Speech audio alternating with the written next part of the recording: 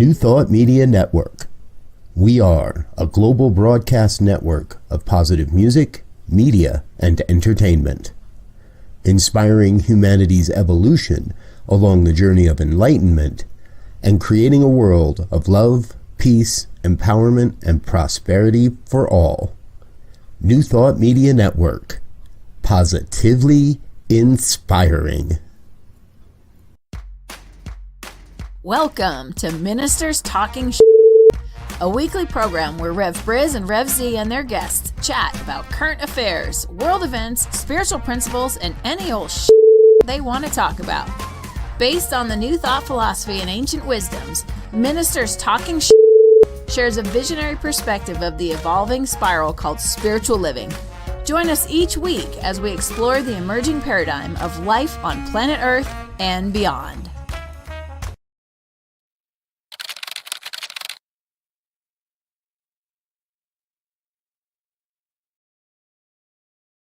And hello again, dear ones. Rev Briz over here. Rev Z right here. And this is Ministers Talking Shit. Happens every Friday morning at 7 a.m. Mountain Time. Actually, we usually start a little earlier. We just don't turn on the cameras till now. And boy, do we have some shit to talk about today, huh, Z? Yeah, I mean, the future of democracy in this country is at stake here. We've heard that statement many times over the past year or so,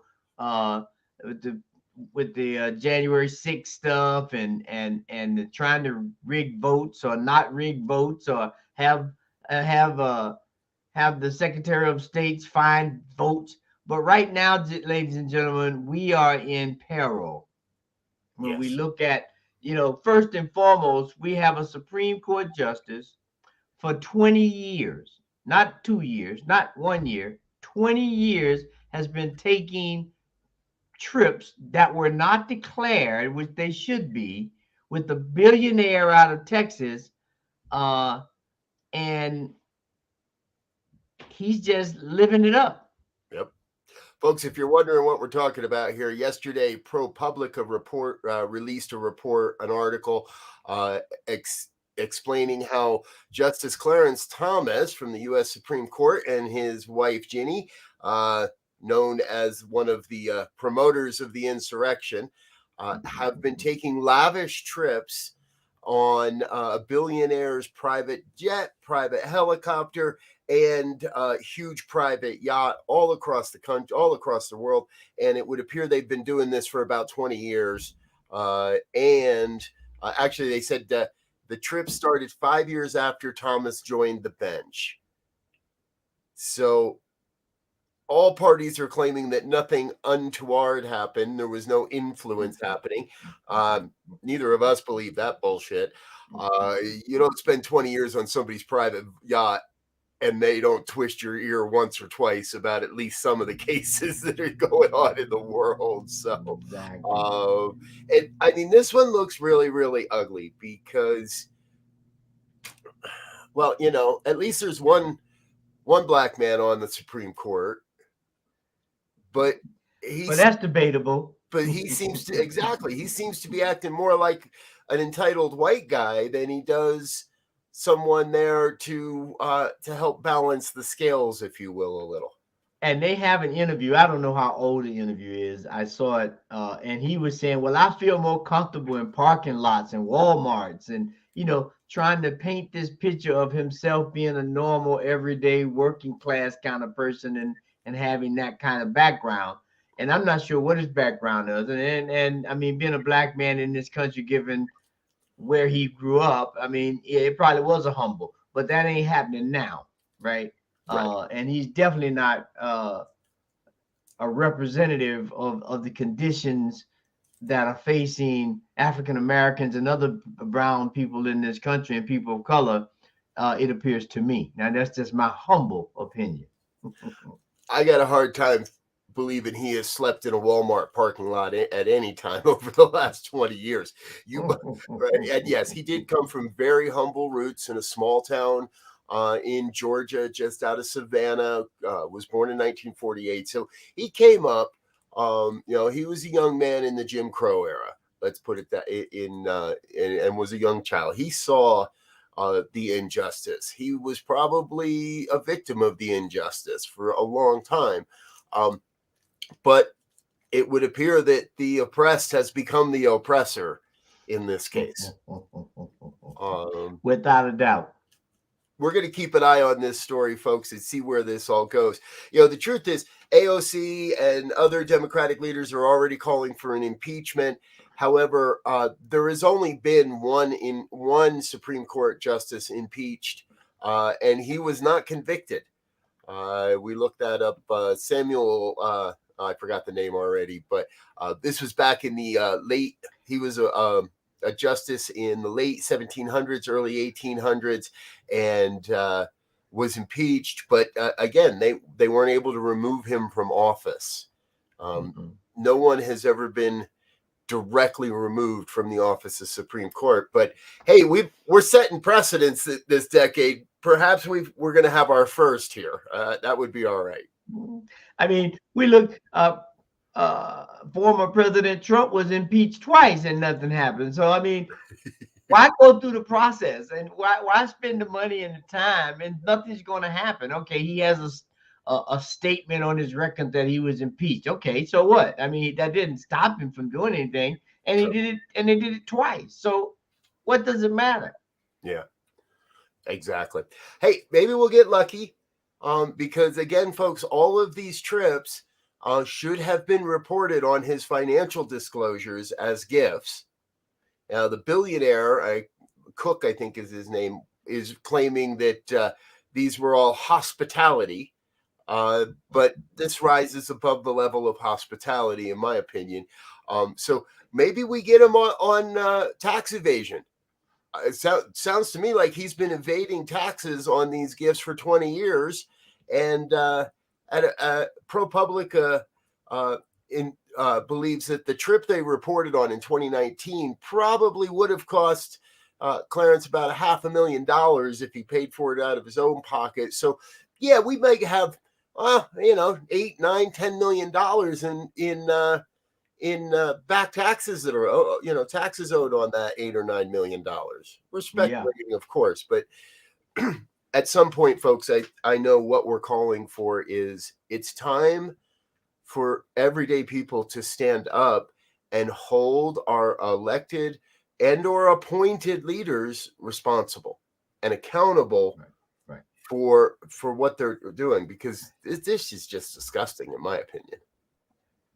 I mean, and the thing that's most Trump, democracy is at stake right now. It's in peril.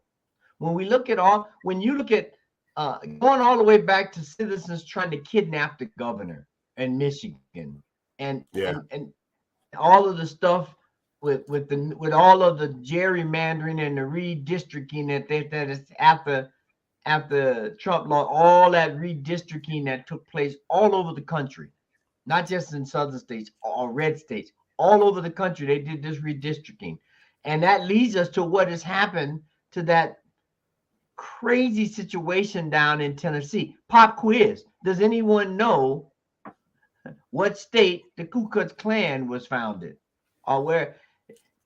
I won't even let you guess too long. It's Tennessee, where they've just suspended 2 black young men. One of them is 27 years old in the House of Representatives for standing up for what the people are calling for in Tennessee is a ban on assault weapons. They took it to the floor and were making a protest, and they have now expelled them from the House of Representatives in Tennessee. And the kicker is there was a white lady involved in that protest. There's pictures of her right there arm in arm with these 2 young black Democrats. She was absolutely, there's no question she was a part of the protest. There's no question she was a part of what's going on. And they decided to let her stay. Yeah. So we kick out the black guys, but they keep the white lady. So our dear friend, Dr. Tim Stewart, is with us. Yes, Dr. Tim, that was a little slip of the tongue on Elzia's part, not suspended, but expelled. Yeah, well, yes. They totally kicked them out of the Tennessee State House of Representatives. But again, they leave they leave the white lady. Yeah. No offense to anybody living in Tennessee, but is Tennessee just not becoming it seems like it's becoming the haven for white supremacy at this point, and anti-LGBTQ legislation, and what's next? I mean, are they going to kick out people that are born with only one arm? Are they going to kick out people that are born with deformity? It's crazy. Right. And even when you look at the representative, the number prior to the expelling of 2 of its members, there were 72 Republicans and 25 Democrats in the House of Representatives in Tennessee. Now that number is 23 to 72, almost 4 to 1. And so basically, Tennessee can run anything they want through in terms of legislation right now, and it's going to pass. The Democrats, I mean, I don't know what the filibuster law is, that they might be able to filibuster, but they can't do it for a whole season. Some of that stuff going to pass. Yeah. I think it might be time to let's have the biggest pride parade in history in Nashville this year. Like, let's flood Nashville with 100,000 folks dressed in drag. Right. You don't have to be gay to do drag, by the way. There's a lot of politicians. We got proof of that. A lot of politicians too. So, and I get it. I am sure we do know good people in Tennessee that are not on board with this crap. We do know good people that are voting Democratic, and yeah, it's tough when you're outweighed 3, almost 4 to 1 to get anything done. But that's where I think it's time for the people to stand up. And if we are a one nation, then I don't, if Marjorie Taylor Greene can leave her district and go to New York City, as we also saw this week, and make her voice known in New York in a criminal case, then I think everyday people can stand up and make our voice known in Tennessee. Yeah. I don't go through there very often, but I drive through once, maybe twice a year. Next time I drive through, I'm driving through in drag. I'll put on a wig and make it, raise some eyebrows when I stop for gas or see if they pull me over. But we're going to have, I think we have to start taking some, not violent, but radical action. And the peaceful protests. And the question becomes, the real question becomes, is this a glimpse of the future? Will this type of thing start happening all across this country, where the speakers begin to expel members who are galvanizing the constituency to pressure them to do things, or with someone that they don't like, they'll just come up with something to expel them? It's interesting. There's a story that if you dig into this one a little bit, folks, this same Speaker of the House in 2019 refused to expel a member or even investigate a member that was accused of sexual assault when they taught in a high school back in the 1980s. So a member got elected. Once elected, they were accused of these sexual improprieties as a school teacher, as a high school teacher, with members of a girls basketball team. But the speaker refused to investigate, saying he didn't want to do anything to go against the will of the people, because this person had had just been elected. But here we are a few years later, and it would appear their thoughts on that matter have devolved, because these guys were just elected and they're standing up for the voice of the people, but not the voice that the white majority in Tennessee wants to hear. Yeah. And the other part, in addition to affront to the Black and brown communities, it's also young people. I know, I'm not sure, both of the gentlemen are Justin Jones and Justin Pearson. I'm not sure how old Pearson is, but Justin Jones is 27 years old, one of the youngest representatives in Tennessee, black, all white, I think. And so young people should be looking at this saying, wait a minute, because they criticized him saying that he didn't use the right, they didn't use the right decorum.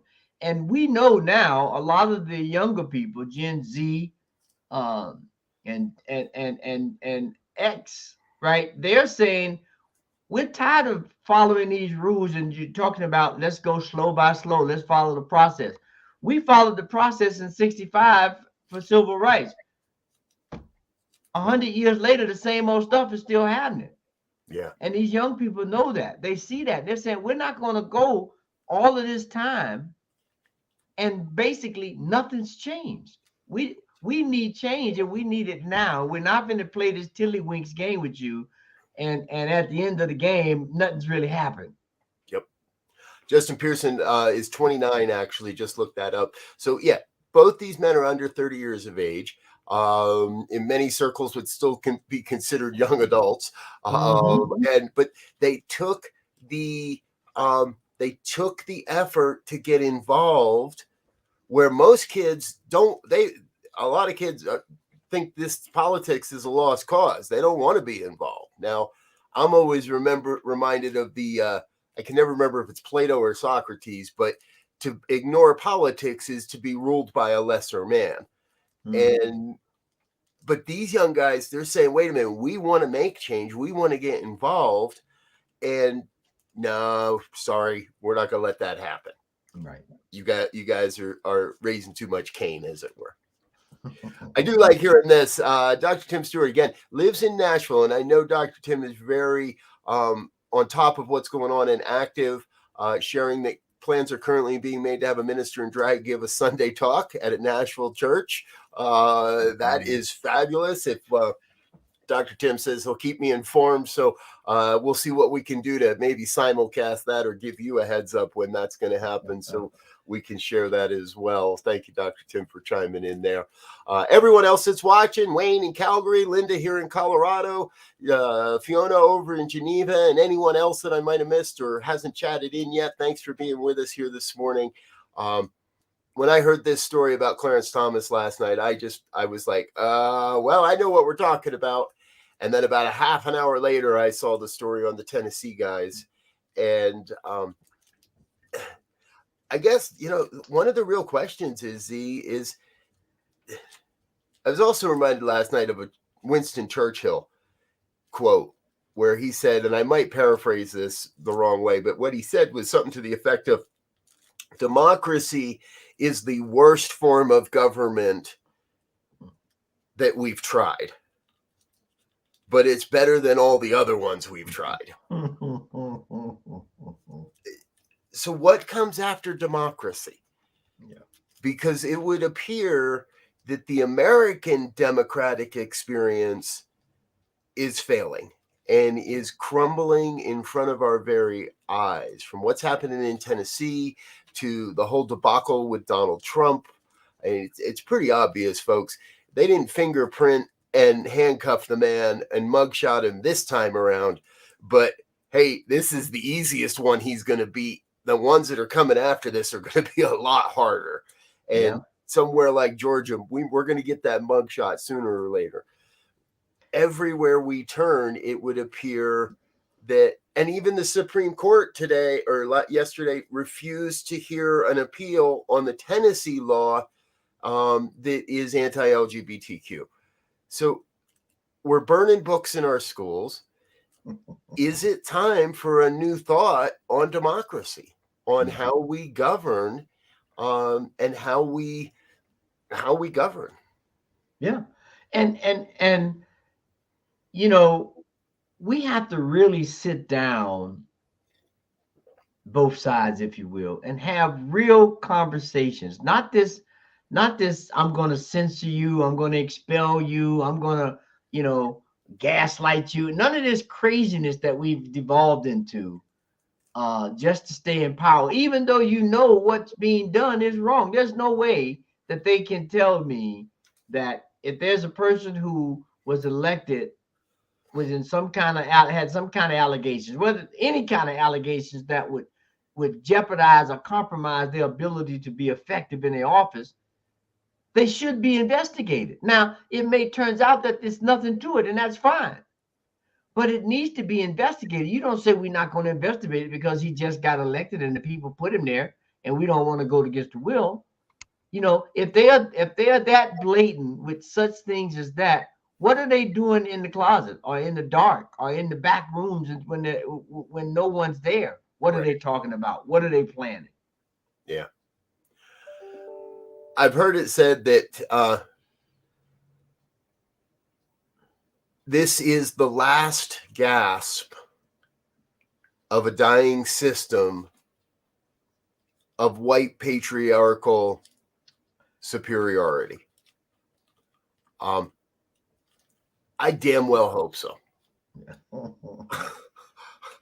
Right. And I'm, you know, and it's easy to say, okay, well, let's just elect a black woman and let's let the black women lead for a while. Let's let the women lead for a while. And it's not that easy, folks.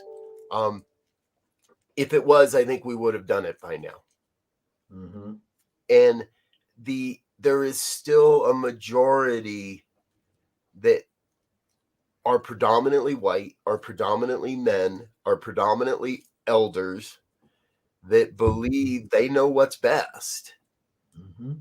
But when has holding on to the past ever been what's best? This is an evolving planet. It's an evolving culture. We are evolving people. And if we are not facing, if you don't recognize that we are facing our own evolution in all of this, I think you're blind to it. You know, yeah. Linda's sharing, it may be time for a new constitutional convention, which would include better checks and balances and consequences for misconduct. Absolutely, Linda. I've been saying that for a number of years now. However, let's see if we can get Lindsey Graham and that gang to agree to a new constitutional convention. I think we'd be looking at a new civil war if we tried that, unfortunately. And what we really need, right, I would suggest, is that we need young people in these next few elections to go out and campaign and run for office in droves. Yeah. And begin to replace and displace some of these guys who've made this a career, and they've been doing this for 20, 30 years, and they're comfortable. They have power, they have money, they have prestige, they have influence, and they will do anything to keep it. Yeah.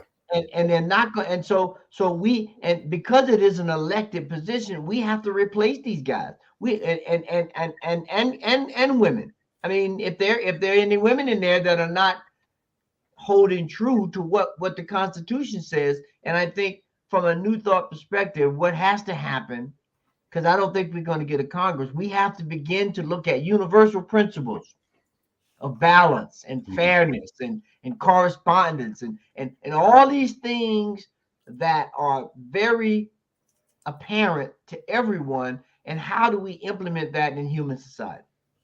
Yeah, exactly. Great questions. We have to find a way to put that question in front of every lawmaker's face, and we have to do it every day until change starts to occur. And, you know, that's part of it, folks. New Thought is not some airy fairy magical thinking that I'm just going to say it and click, it's going to be so. It takes daily repetitive action. It takes daily commitment to the vision of what we wish to experience. It takes daily commitment and action towards making these things true.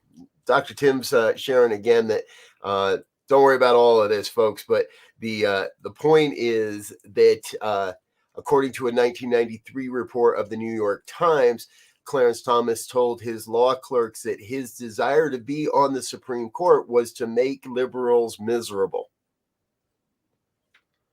So, right there, we can see that his entire career as a justice is now tainted by the bias, because we can't trust whether he made any decision according to law or just according to his feelings. Right. They're not there to enforce feelings, folks. They're there to interpret the law. Just like the police are not there to enforce someone's feelings, they're there to enforce the law. And it seems that not only the police get this wrong, but some of the greatest lawyers supposedly in our land get it wrong. He's there enforcing feelings. Well, hell, I feel like I'll have another champagne as we go around that island in Malaysia. Shit, I think I'll have two. Yeah.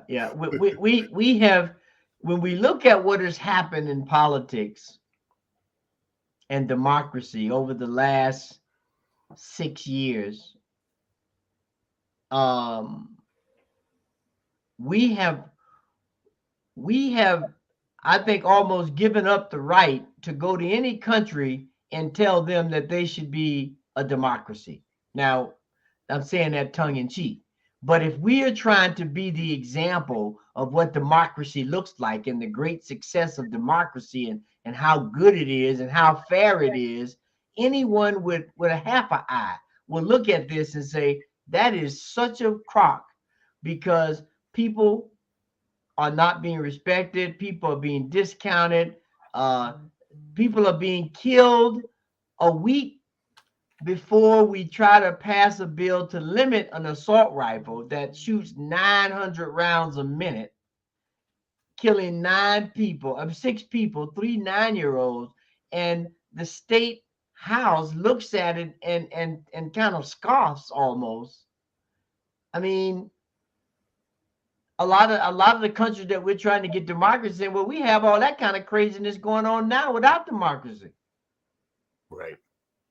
Yep.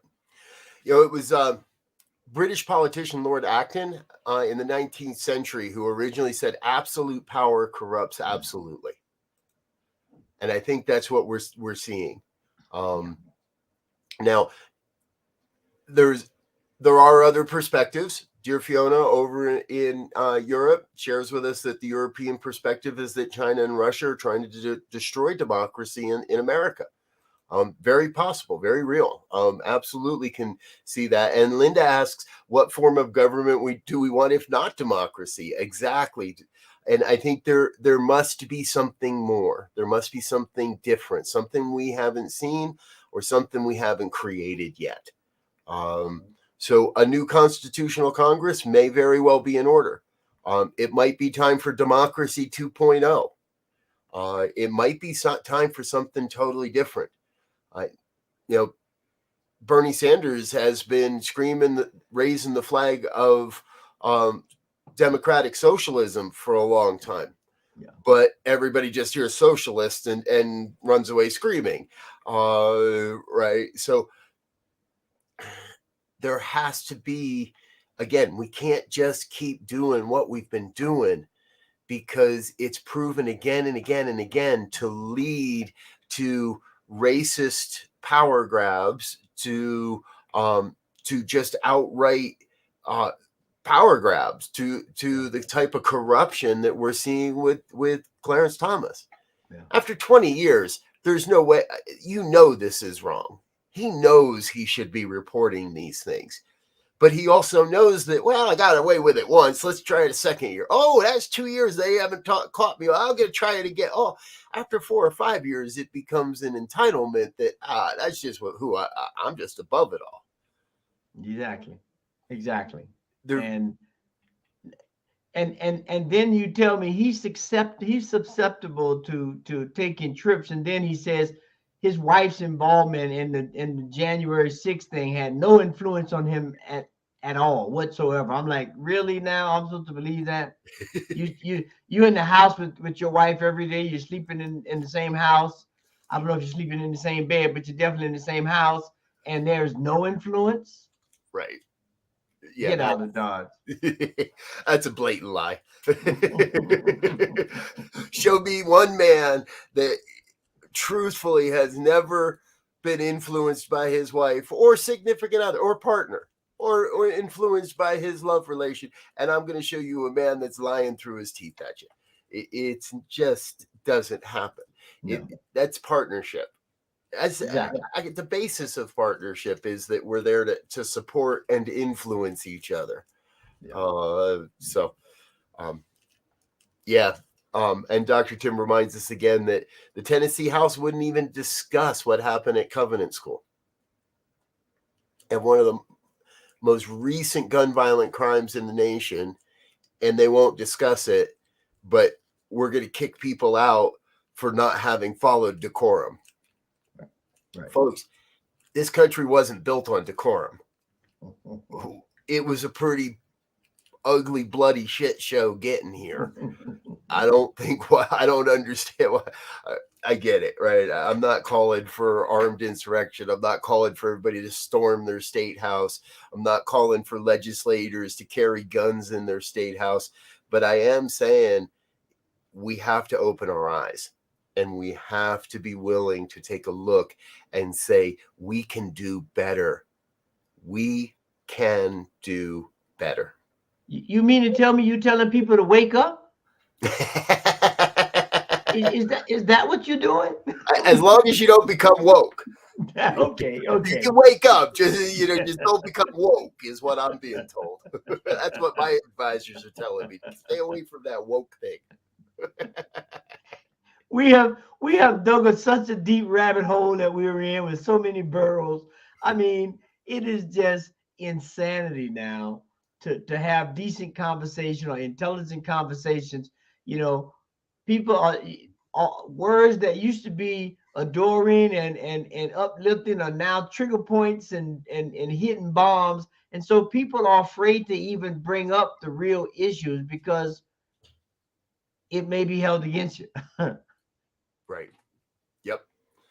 It's that's true. Anything you could say. And you just gave me a great image, right? It's as if the rabbit burrows we've burrowed underneath the foundation of everything. And they're all interconnected. Guns, LGBTQ issues, transgender issues, all the various things that are going on in our nation, all these rabbit burrows are connected, and they're undercutting the foundation of our democracy. Not because they're there, but because we're not willing to look at it, because we're not willing to say, hey, what can we do? How do we stop this infestation of separation and division and accusation and name calling and all the vitriol that's going on out there? It is more than ever time for us to get together and strengthen the foundation, because we're built on a foundation, I believe, of oneness. Right. All men created equal. We'll get rid of the word men, right? Let's get gender specific, but all people are created equal. Yeah. And I don't, as much as I rail about it, I don't want anybody to feel that they're being outlawed. I don't want anybody to feel that they're being marginalized. Yes, I'd like to take guns off the streets. Yes, I'd like to slow down. I'd like to impede the manufacturing of new weapons. But I think there's enough knives out there too. And I think there's enough billy clubs out there too. I don't think we need to create any more of any of those things. But what I do want to see us create is more dialogue, more love in the world, more compassion in the world, more understanding. If you fall down flat in the street, I'm not going to ask you who you voted for before I try to help you up. Right. If you get hit in a car accident, I'm not going to ask you what's your stand on abortion or LGBT rights before I call 911 and try to get you some help. We've got to start acting, all of us, and that includes our politicians and elected officials and appointed officials. We got to start acting like we're all in this together. Yeah, we are one family. Whether we and if you have done any work in genealogy, it may not have been the work in the beginning, but right now everybody is mixed, cross, double time, triple time with everybody else. Yeah. And we are all one family. We have to start acting that way, or we're gonna burn the whole house down. Genealogy reports for everyone. Yeah, yes, yes. You want to come into the Ku Klux Klan? Sure. Fill out here's a little file. Go spit in that. We're going to send that off. And if you're not 100% pure white, sorry, you can't join. And you know what? That organization will fall apart in a minute. It'll get small. I'm telling you. There's the show on PBS about genealogy, Know Your Roots or Find Your Roots, and it's amazing how many people who were told one thing and find out they look white, but their ancestors, someone in their ancestry was black or from Africa or from a Spanish-speaking Latin American country, and now their whole perspective has changed or has to change, right? Because it opens up. It's like I saw one when the whole thing on police brutality and George Floyd was around. It was a white woman whose daughter was in an interracial marriage, and she said, I heard it before, but I really hear it now because that black kid driving down the street is my grandkid now. Yeah. And it takes on a whole new meaning as to how I look at this and whether I think it's serious or not. Right. Exactly. Linda asks, how can we integrate the threads of golden truths that flow through all religions into our government? Absolutely, Linda. I think that's the question we're asking as well. How do we, because there's still a lot of pride in calling America a white Christian nation. No, we're not. We don't act very Christian, if you ask me, in many cases. And that's a whole nother program. And we're not very white any longer either.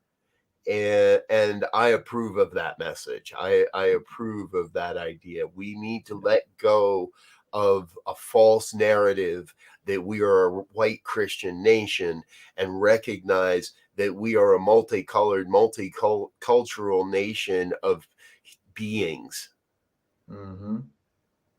Yeah. We have some miles to go before we get to the destination where we living in a world that works for all, but it's doable. We have the vehicles, we have the tools, we have the drivers. Let's start getting this stuff in line. And I think it starts with those people who were just expelled, young people of color, black, white, Latino, Asian, Native American, Scandinavian, everywhere. Let's get all the young people in there and get this old way of thinking out of office. Now, we don't know what that's going to bring either, but I'm pretty sure it can't be much worse than what's going on right now. Exactly. So we are the Tennessee Three. I'm with you. I think it's time for all of us to stand with the Tennessee Three. So, hey, folks, we want to take just a brief moment and say thank you to our sponsors and donors, but we're not done yet. Don't go away. We're going to come right back with our final thoughts here today. But before we do, please help us say thank you. Please help us say thank you to our organizational sponsors and donors, including the Hefferland Foundation, Affiliated New Thought Network, International New Thought Alliance, Science of Mind Archives and Library Foundation, Center for Spiritual Living Denver, Center for Spiritual Living Midtown Atlanta, New Thought Philadelphia, Planned Happiness Institute, Summit Center for Spiritual Living, Center for Spiritual Living on the Lake, Unity Spiritual Center Kitchener, Om Center for Spiritual Living, Center for Spiritual Living North Jersey, Unity of Savannah, Center for Spiritual Living Seattle, and all of our individual donors and sponsors.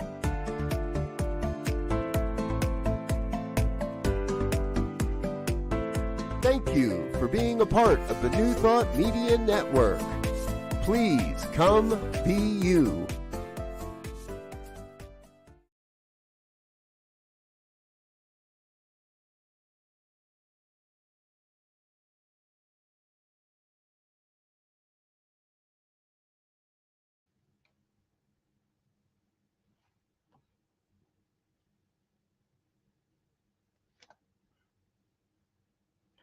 Not sure what happened to my co-host there. I'm assuming that he will be back shortly, but now this is the time that we go into final thoughts. And my final thought is this for today. Well, it looked like we ended the broadcast. No, we're still going. So I'm not sure what happened to my co-host. But there's a quote by John F. Kennedy that reads like this. It says, "So let us begin anew, remembering on both sides that civility is not a sign of weakness, and sincerity is always subject to proof. Let us never negotiate out of fear, but let us never negotiate out of fear. Let both sides explore what problems unite instead of belaboring those problems which divide us." And so that's where we are right now. And that's the final thought for today, is that let us begin to be civil. Let us begin to be to have this idea where we can begin to fix the problems and allow everything to come to a gracious, loving point of view. And so let's begin to do that, not yesterday, but today. And with that, I wish everyone a happy Easter weekend, and just want to make sure that everyone is safe and sound and keeping our spirits high. So with that, have a wonderful weekend. See you next time. Bye-bye. And thanks for listening to this week's episode of Ministers Talking.